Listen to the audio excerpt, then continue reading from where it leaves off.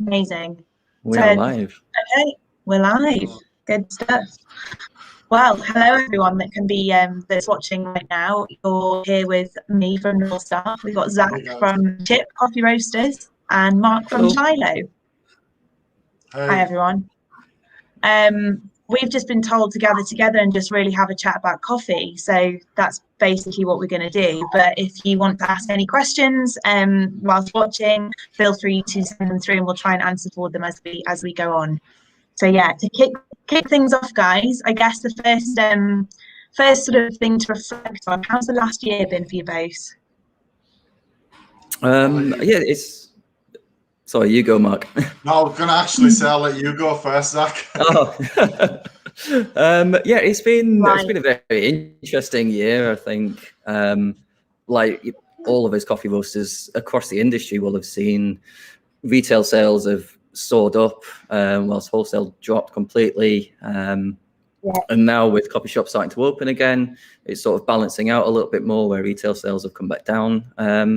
But overall, it's been a really good year. I can't complain business-wise. I think the best thing for us has just been creating that sense of community with people, like other independent businesses and stuff. Yeah, definitely. What about you, Mark? How's it been? I think it's pretty much been the same. In that sense of what Zach said, retail's just kept us alive as a business and really been able to keep us going and enjoy that time with my family, so to speak. It's been the same for everyone. It's been a year of not knowing what's going to happen, not knowing what tomorrow's going to bring.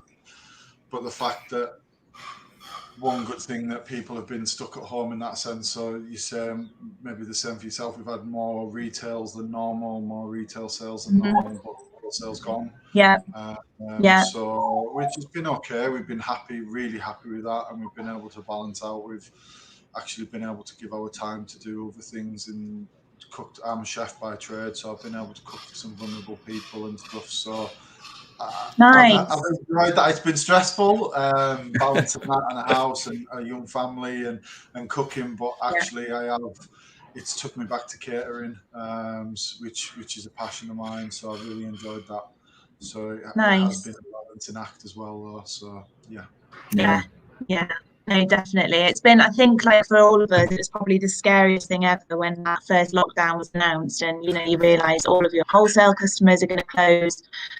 All of hospitality is just shutting up shop, and we definitely had a terrifying fortnight, really, where we had no idea what was going to happen, but we've experienced the same sort of switched on to to online sales and to people brewing from home. And I think for us as a business, when we started in 2013, there was just a really low instance of people drinking great coffee at home, so that was like an amazing thing to sort of see that surge of home brew enthusiasts and stuff, which was great, really good. So in terms of just generally like I guess just generally coffee, like how are you guys kind of feeling about it as an industry at the moment? Obviously, like we've been through a lot of development over the past few years.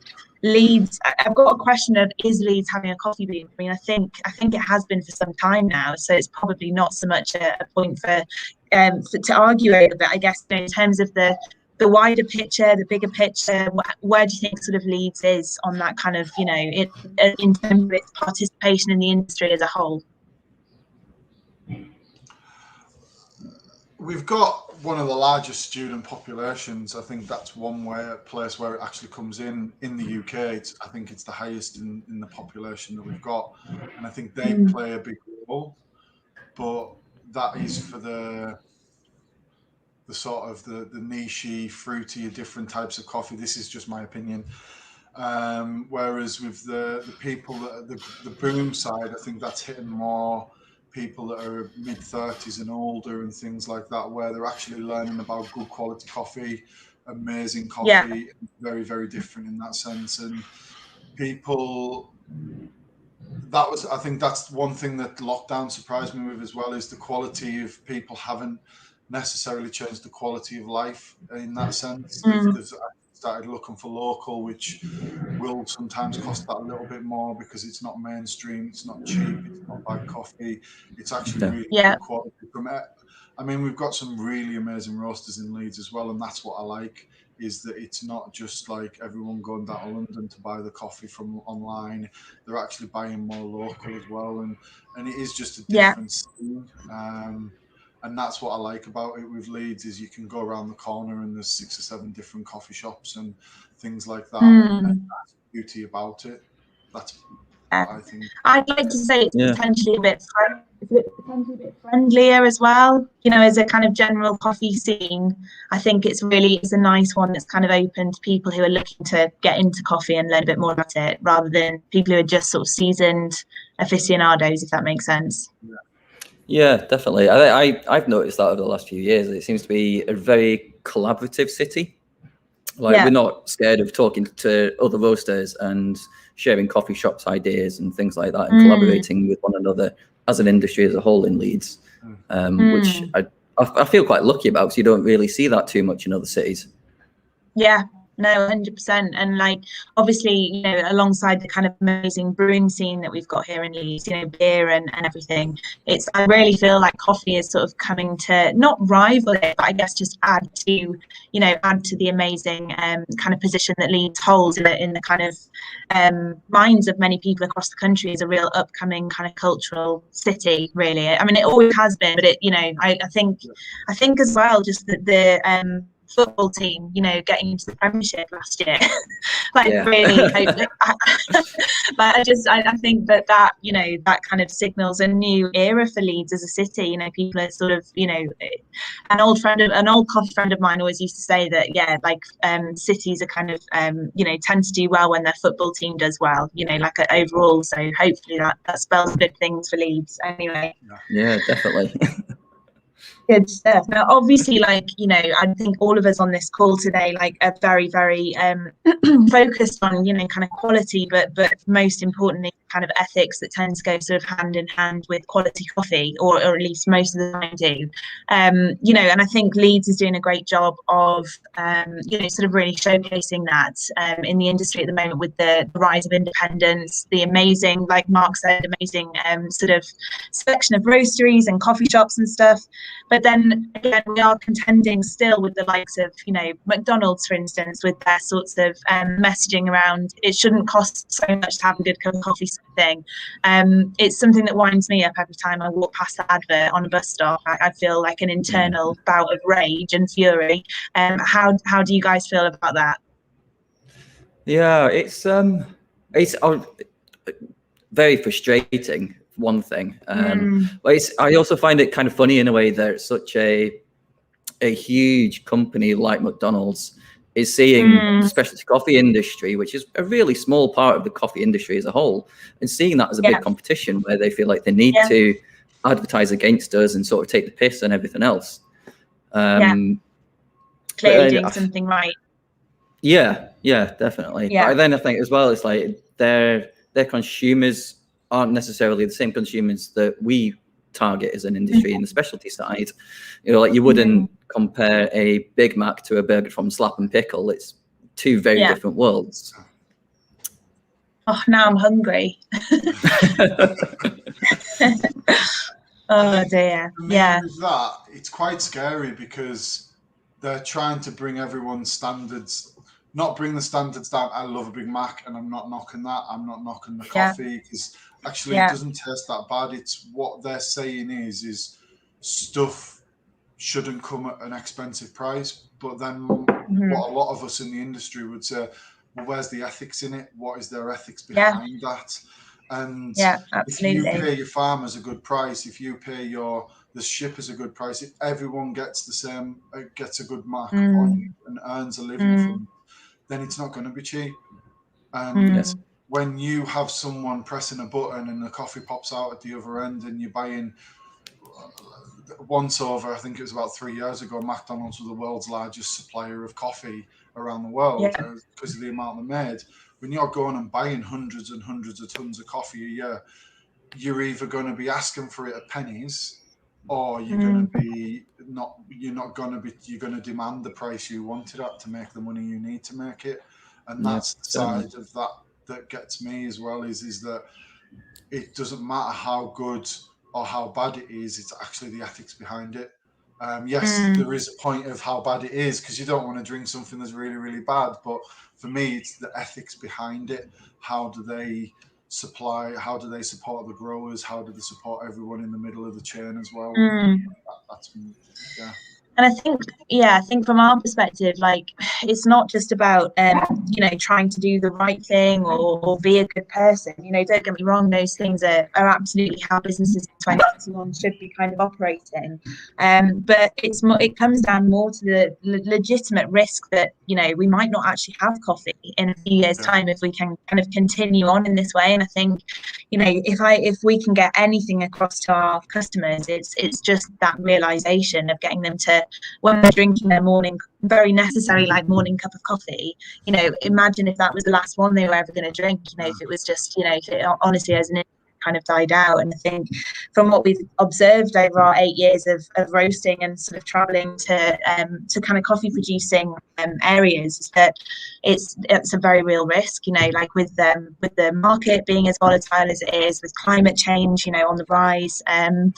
It's kind of comes down to, would you want to be a coffee farmer, given that those odds and every chance is kind of stacked against you?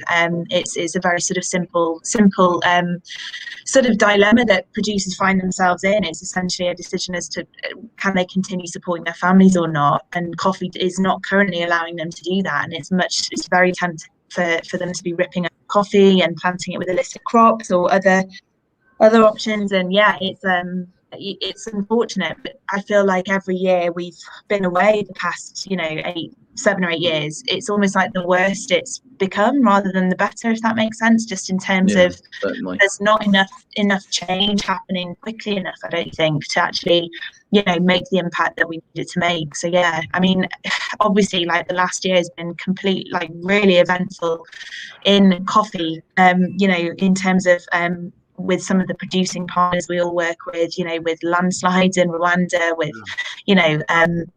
the COVID, the global pandemic, and the impact that's had. I wonder if you guys want to talk a little bit about, how you've become aware of those issues and what you've maybe done within your businesses to kind of help as much as you can, I guess.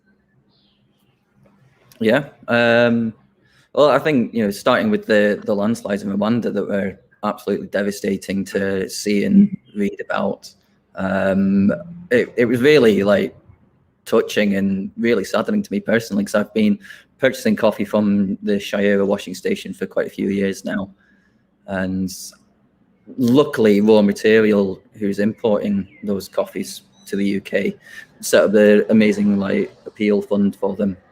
So we've just been raising money, 100% of the profits that we make from that coffee is just going straight back to them. So we want to make sure that they can rebuild their livelihoods and continue producing great coffee and everything as well. So that's been sort of heartbreaking in a way.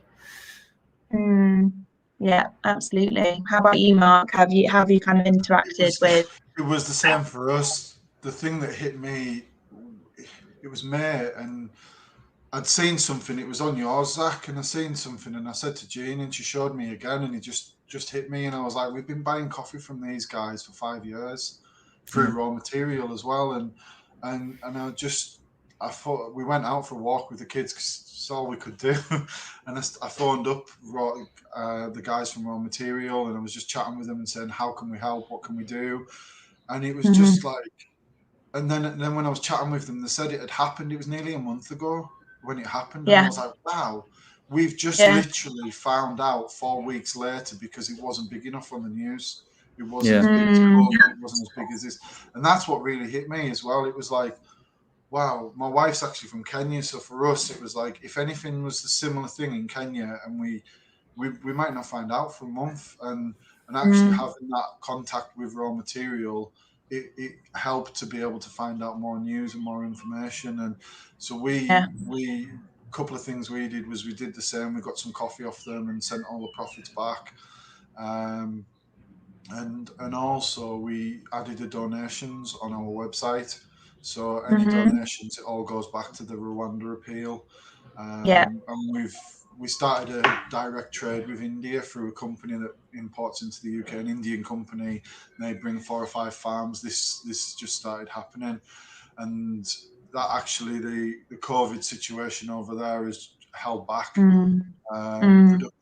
It's dropped it by 50% and things like that. So what should have been already on the boats and coming over here is actually waiting. It's about 2 weeks behind now. So we've been chatting with them, and actually they've said there's something that they want to plan for the next few months for kids to be able to learn, which is something that similar over here. So looking at mobile phones or technology to be able to help them. So we're just starting to chat with them. It literally just started the other day. So we'll be looking to do something like that over the next couple of weeks to be able to try and raise some money to send over for them.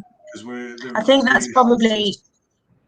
Yeah, I think that's probably one of the biggest realizations that we've kind of come to. Was it was easy to feel, you know, that as a small business, we'll never be able to have big impact or be able to change, you know, the face of the industry. Like we're just up against sort of too much. But I think, you know, if everybody is thinking along these lines, if all of our small businesses are kind of thinking along these lines and sort of trying to do what we can, it's kind of we can suddenly sort of have quite a massive impact on maybe just a small number of people. I think it's about kind of you know, dealing with your impact relative to the scale that you are as a business. If, you know, as a small business, like working with other small business owners, you know, in Rwanda or in India, you know, and actually kind of like choosing, we're sort of, that's our sourcing policy is, you know, we very much sort of champion micro entrepreneurs, you know, as opposed to sort of large estate owners, you know, because we just feel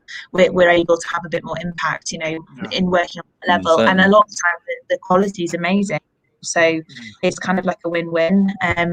Yeah, I mean, from North Star's perspective, we focused a lot of our efforts on kind of producer relationships that we got in Kenya, and it was literally as basic as just we raised sort of £5,000 to help with PPE and kind of, you know, just help them through the harvest. We work with producers in Meru in Kenya, and it was, you know, obviously, Mark, you'll know all about this, but it was when it hit obviously UK, we were kind of you know, given access to the furlough scheme, to grants, you know, to business rate relief, you know, all of those kind of amazing financial forms of assistance that no matter how we feel about the government, they were great. You know, that's really sort of helped us through. And you know, the kind of stark realization that you come to when you realize that not every country has, you know, that kind of level of support, and that actually, I think in Kenya specifically, almost used the COVID and the pandemic to kind of you know, give more power to the police, to be a bit more brutal with people, you know, to really, you know, it was a really desperate situation. And we were kind of speaking with Bava, our kind of our partner in Kenya, as our coffee for last year was being harvested, you know, and she was saying that cherry was just being left on the tree because you could only have, you know, one picker per tree rather than sort of 3 or 4, due to social distancing. The curfews for wet mills, like, you know, they were closing down at 5 p.m. because these curfews were so unbelievably strict, which was leaving cherry to over ferment. You know, it wasn't being processed quickly enough. It was a real, you know, just you don't realize the impact that, you know, some of these things can have on real people. You know, it also impacted, you know, the coffee that came out of lots of producing countries last year, from this perspective. But more importantly, the kind of potential that the people farming that coffee have to put food on their table for the year ahead. You know, so we sort of just that kind of happened in April last year when it was really bad here. You know, the pandemic was very bad at that point, but we had this amazing kind of I guess like window of opportunity to really speak to people, because they were more, you know, people were maybe just being furloughed, you know, they didn't have work on, they had the ability to like listen to what we were saying, you know, and it was, we were absolutely bowled over by the support that people showed that campaign.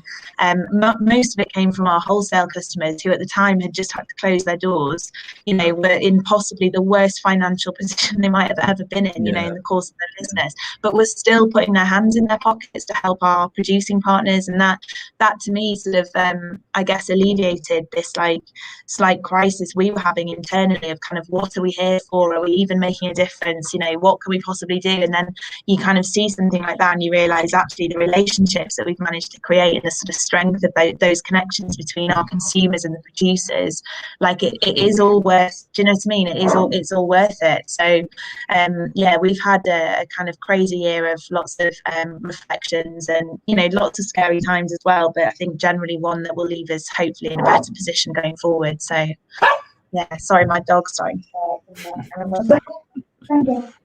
One thing for me, I said it last year, it's for us the meal deal is £3.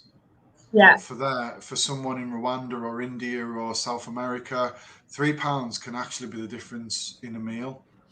And for us, a meal deal, it's something like that.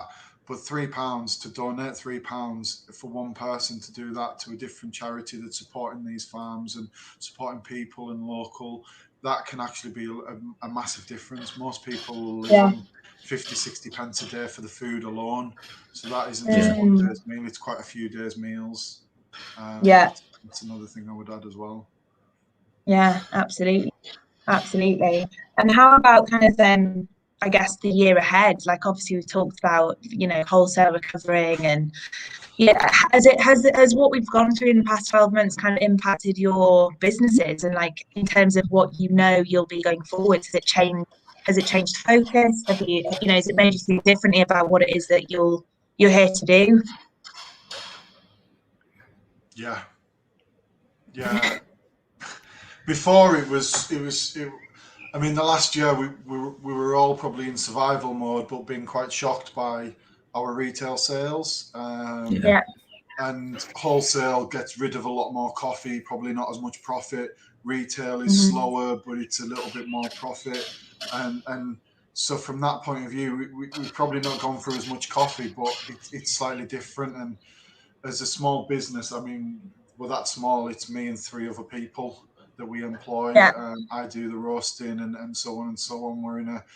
But actually for us, we've been able to focus on supporting people more and looking at not just internally to survive with the surprise of the last year, but actually, and I'm also gone, please, I want the retail to carry on with the wholesale growing and stuff, not so that we can be fine and in a good place with money, but actually so that we can give more away and we can support more people and look at, yes, we need a living and we need to support our families and things like that. It's the same for yourselves, but for us, I've just been blessed by the amount of money that we've been able to give away as well. As you were saying, Holly, we give nearly £5,000 away to the Rwanda Appeal and other things that we've been able to do, voluntary free time, and that's really helped me shift my focus from just looking at what we can do to what we can provide and who we can support and stuff. Yeah. No, I'm exactly the same. I think the last 12 months has showed just how much we can do as an industry to help support people who aren't as well off and in need of things. And that sort of shifted my focus definitely a little bit, where we're no longer in just business survival mode. Like you were saying, we've still got a business that's sustainable and is running. How can we utilize our profits and our consumers to help people in countries like Rwanda, India, Kenya, and everything else? And that's something I'd quite like to continue focusing on for the future as well. And like when it sort of comes to coffee, do you still feel quality is kind of, you know, the answer to sort of having those conversations with people and to having more impact? Because obviously, like one area that we consistently struggle with is that the coffee that we buy is quite literally potentially 5 times more expensive than you know, the coffee that McDonald's is buying. And the cost of a bag of our coffee is more expensive than what you can get in the supermarket, which kind of, you know, as a result makes us slightly inaccessible to, you know, whatever customer segment there may be. It means our customer segment is quite targeted really, with people who have the desire but the disposable income to kind of spend on quality coffee and quality produce. That and if I could change one thing about our industry, it would be that we could potentially be a bit more accessible, you know, to lots of people, to a wider customer base come in. But the reason we kind of prioritize quality is because we think if you can give someone an outstanding cup of coffee, it makes them think, why does this taste so much better than that McDonald's coffee I just picked up? You know, like, and who's behind it, and like what you know, I want to know more about this amazing coffee that I now can't live without. You know, so that's kind of where the focus on quality has been, and the fact that we are obviously massive coffee snobs, and that's the kind of coffee that we love to drink. But you know, like, do you think, like, how are you feeling about quality, and do you sort of see a window of opportunity for lower grade specialty or high end commercial to kind of enter into our world really going forwards to just help us become a bit more accessible? Yeah, definitely. I think creating accessible specialty coffee, it's not necessarily a new thing, and it's something that I think will continue growing, especially as coffee growing, like you were saying before, that's going to change with climate change and everything else. Yeah.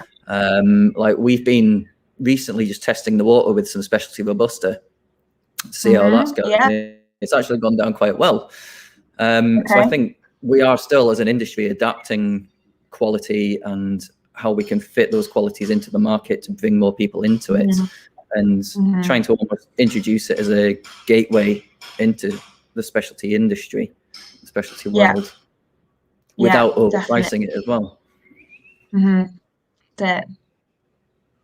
Mark, do you have any comments on that? There's two sides. For me, there's two sides. So as a chef and a chef's brain, my wife doesn't like green peppers, but for me, it's we wouldn't have thyme green curry without green peppers and things like that, and that's the way. So one of mine is as Zach was saying, Robusta. We buy one of the Monte Malabar, and a lot of people are like, they won't go near it because it's a more full-bodied roast, but actually it's a good seller for us, and it is like 79 points. But we just started with our contact with India. We just started a single estate that we're trying to get even higher. We're hoping that we can get it into the 80 points. And for us, it's that side that if anyone says I like dark coffee, I'm literally just go, there you go. And it's that side that my mum loves it. It's the only coffee she drinks, but before that she only drank Costa coffee, and she can't drink Costa coffee now because she drinks this and she likes this. I've tried on so many other coffees, but she just likes that one, and I'm like, that's fine.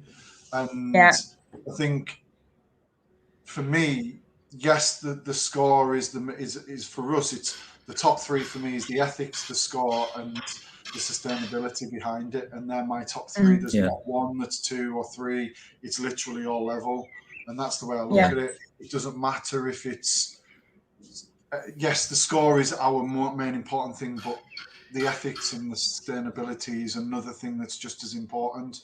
And if someone comes with a single estate Monte Malabar that hits our selling side, then we're fine with that, because we're supporting a small farm, we're supporting a good thing, and that's one of the main things for us as well. Definitely. Nice. I think that's also helping to support the sustainability of coffee producers as well, because a coffee farmer might not produce everything over 80 points to fit in that specialty circle. So it's also helping them in the long run as well. Absolutely. I think we might have a question. Vogel's just come on the screen. So, I love all your coffee. That's nice. It's amazing that Leeds has such a good variety of roasters. My question is, how did you end up running your own coffee businesses? What's the one thing you love about it? Oh, what a great question, Mark. Thanks for getting in touch with that. Zach, do you want to go first? We'll go in order of the screen. Yeah. Sure. How I started running my coffee business was sort of by accident and out of necessity. So I ended up taking a job up in Edinburgh, working with a coffee consultancy up there called Coffee Nexus. And I was working as a subcontracted coffee consultant, so I had to set up my own business. And then just through like playing about and some consultancy contacts, I ended up doing a bit of roasting. And that's eventually just snowballed into me moving back to Leeds. And I was like, right, I'll practice what I preach, set up my own roastery, and sort of here we are now. And I think the thing I love most about it is just being able to experiment with different things, being able to go, okay, I'm going to test the water with some specialty Robustas, or I'm going to try out this weird thing, and not having anybody sort of pushing against that, being like, no, you can't do that, it's stupid. Yeah, definitely. What about you, Mark? Mine was a joke between my brother-in-law and my wife at the time. We just moved into the house up the road from where we lived, and he was going out with a Jamaican. Well, he's married to her now, a Jamaican girl, and I was like, oh, there's something in this, and thought Kenya, Jamaica, start importing. And I actually came and chatted to you, Holly, about importing. Yeah, I remember. Yeah. I've always loved coffee, but I grew up on a council estate where I only drank instant coffee until I moved to Leeds. And I was working for a church as a youth worker and facilities manager, and their coffee was good, but it was bad. It was just brewed wrongly, and I knew there was something it can be better. So I started tweaking. This was 8 years ago. My friends all drank like Has Been and big coffee companies and really fancy stuff. So I started learning more and more about single origin and blends and specialty grade and grinding it properly. And we moved into the house, and then I started chatting to my wife about, what about a coffee roasting business? Just before we chatted to you as well. Yeah. And then it was like 2 months later, I had the roaster, I had 4 sacks of coffee. My wife came back and I was roasting in the kitchen. She's like, what are you doing? I was just, But one of my main reasons I started it was what we've been talking about. Is I went into a big coffee shop. It's just a roastery, and I was buying once a month. Really, it was Guatemalan elephant bean, they called it. So you might know what shop I'm talking about. Yeah. And it was like 35, 40 pounds a kilo. And I didn't really know enough about it, but I really liked it. It was really chocolatey, and I really enjoyed it. And I was like, I can't afford to buy this. It's just too expensive. No. But I still carried on. And for me, that was one of the things that wanted to come through. We want to be able to buy affordable coffee for everyone to reach that market and to enjoy good quality coffee that's specialty grade, that's affordable for everyone. Now, we buy from a really fancy coffee farm in Panama. I buy 5 lots a year, and it's 3 kilos a lot, and it's geisha, and it's there. That's my step out and buy something for that market. Is that what you think? Is that what you love about it the most, Mark? Would you say, in terms of coming back to I think it was Matt's question. Is that kind of what, was that why you do what you do, like in terms of the personal reason that you enjoy, roasting? When you can do it with coffee like that, You can have a Brazil coffee from the same farm next year and it tastes different. And that's what I love. It challenges us every day. We're not just trying to make our roasts better, but actually our coffee, we want it to, it's our business and it's personal to us. We want it to grow and to get better and to get better. But we want it. Coffee tastes different all the time. That's what I love. You can get 5 different coffees from the same farm and they all taste different. And that's what really gets me going about coffee. Is like before that I was just drinking it to survive in the kitchen. It was just keeping me going all day. Whereas now I'm like, and now I'm like, I just want to try that geisha coffee. I need to get that delivery because I just want to enjoy a cup on its own. It's a black coffee. Yeah. Now, I'm not that. That's literally this is the only farm I buy it from, and whereas everything else I'll enjoy it all and I love it. It's all different from Mexico, and whereas in England with chicken, chicken tastes like chicken and beef tastes like beef. Yes, you've got different cuts and things like that, and it is different, but I could live on coffee if I could. How about you, Holly? Well, I mean, it's I identify with so much with what both of you are saying, the sensory side of coffee and that kind of just that moment and like that blissful like moment that you get from drinking it. It's magical. It actually is when you have a great coffee, and just the time you can take over agonizing about the brew and the roast and like the process, everything, and sort of I love it because it's an industry that I don't think you can ever become an expert in. You know, you just, because as soon as you think you've become an expert in one area, there's some new research come out, or there's, you know, there's, you realize the depth of the supply chain, the breadth of it, you know, where there's just so many other areas for you to learn more in. You know, I've never been a barista. I've just about got to the point where I can pour latte art, you know, but it's taken me like 8 years because I've never. So good. Yeah. It's like I've never worked in a coffee shop. So I think we were quite well, actually, like all of us three actually are quite unique. I think lots of roasteries start from, you know, people being a barista and then kind of moving into roasting, because that's the natural kind of way of the world, really. But yeah, like you guys, we came into it from a very different perspective. Like I kind of did my dissertation at university on fair trade coffee farming in Kenya, so I did a kind of degree in sustainable development, and that sort of took me and my husband Craig, who's at the roastery today, to Kenya for 3 months between our second and third year, where we just walked Nyeri, the kind of coffee region, and just sort of you know, interviewed small farmers who had small parcels of land in their back garden, about how their lives had changed for the good or the bad, you know, socially and economically, from being involved with fair trade. And you know, I kind of came out of that trip not necessarily being fair trade's like greatest advocate, I'm not going to lie, but definitely with a realization of how complex the supply chain is and how much potential coffee held for communities, you know, across the world, if it was traded responsibly and with the producer at the forefront of the transaction. And that was it, really. We kind of got the bug, like literally on the plane back. You know, we were sort of like, we were quite unique, being sort of students that came out of uni knowing exactly what they wanted to do. Like we knew the exact role that we wanted, and you know, sort of began a search for companies that we could work for, because we never really wanted our own business. And I was lucky to sort of get a job as one of the founding members of Falcon, who I think you've probably both worked with in some capacity. You know, which is now one of the largest like specialty importers of coffee into the UK. So I had sort of 3 years with that team, buying and doing my Q grader and selling to roasteries all over the UK and in Europe, and in doing so realised that no one was doing it in Leeds, and it's like the third biggest city in the UK, and it was just buying, you know, there was like lanes set up, you know, and opposite there was a couple of like really great specialty shops who were all sourcing from London, you know, and then there was kind of like everyone else who maybe didn't have as much of a focus on coffee, but just the check, you know, it was like there wasn't a kind of an average sort of quality. It was like either really good or really not that great. And I kind of, as a kid, spent 4 years in Sydney when I was 9 years old, so I was literally drinking flat whites at the age of 9. So I was always destined to like work in coffee, I think. But you know, we just, ever since we moved back to North Yorkshire in 2002, I can't remember, you know, we were just searching for good coffee.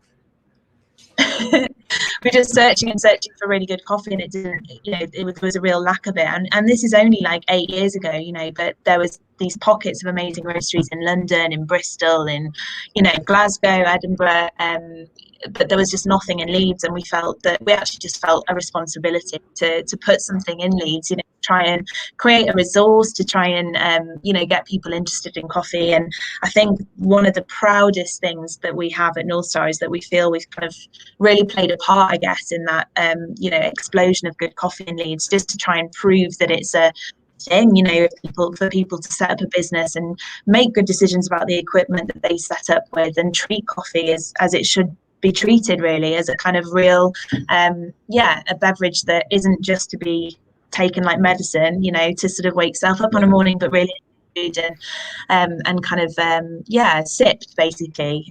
So yeah, that's how we sort of set up. We literally found a roaster in Wales in a donkey shed, you know, and brought it back, and you know, got some, and it was just Craig and I kind of doing it through trial and error, and him roasting and me tasting and working out, you know, what we needed to do to sort of improve it and get there. And then I think it was about 6 months it took us to get to a point where we were proud enough of the coffee to actually go out and sell any. You know, it was like we were locked away in Meanwood for like 6 months, just basically tinkering about and experimenting.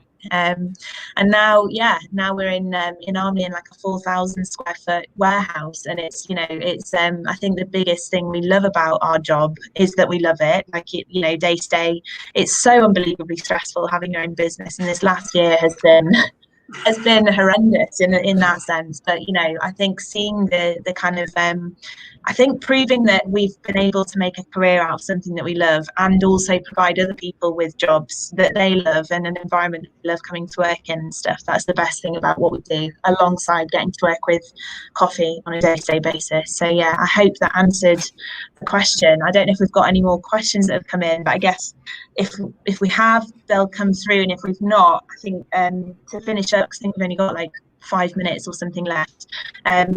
Let's do a quick fire round of, I guess, your favourite coffee, brew method, etc. Any guilty pleasures? I don't know, Zach, if you want to talk us through your, favourite way of brewing coffee, favourite coffee. How many coffees a day do you have? Any guilty kind of pleasures? I don't know about guilty pleasures. My favourite brewing method is V60. It just has been for years, and I keep trying other different brew methods, and I still keep going back to V60. My favourite coffee to brew at the minute is a sugarcane natural process from Fazenda Tech, Brazilian. Guilty pleasures, I'd say at the minute, actually, if there is a guilty pleasure, it's probably this Robusta that we've got on, because it's really Moorish, like Marmite. It's weird, but I like it. I love Marmite. I'll have to try some. Yeah, I'll send you some over. I think, Mark, what about you? It's V60. It's just easy. So my friend, he went to Rwanda. Andrew from the bar in Meanwood. He went to Rwanda, Malawi, and he took his AeroPress, and he said it was so easy to use, because you just push it out and that's it with the water. And I was like, I'm sure like the V60 is easier. So I actually took both of them out with me when we went to Kenya, and I actually found the V60 was easier for clean, because you don't really need to clean it out. Just you throw don't it away, want don't you? coffee, you just pick it up and drop it out. And I did find that, and it's just, I'm not really a fast brew, so I'm not like your espresso AeroPress mocha style. I'm not that fast brew. If I do have anything, it'll be an Americano. If I have an espresso style, it'll be an Americano. And my guilty pleasure, if I'm sat chilling out on a Saturday morning or a Sunday morning, is coffee with a little bit of milk and half a sugar. So I really struggled with that. Everyone said, how can you drink coffee with milk? And I'm like, it just relaxes me. I just sit and I chill out, and I just enjoy it. Fair.